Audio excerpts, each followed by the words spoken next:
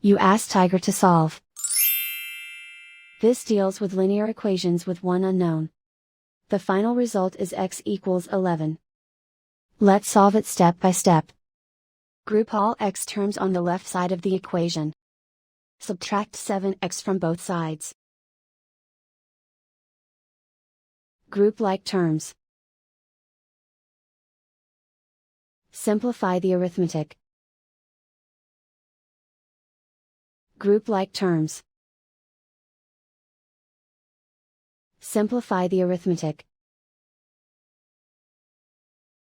Group all constants on the right side of the equation. Add 2 to both sides. Simplify the arithmetic.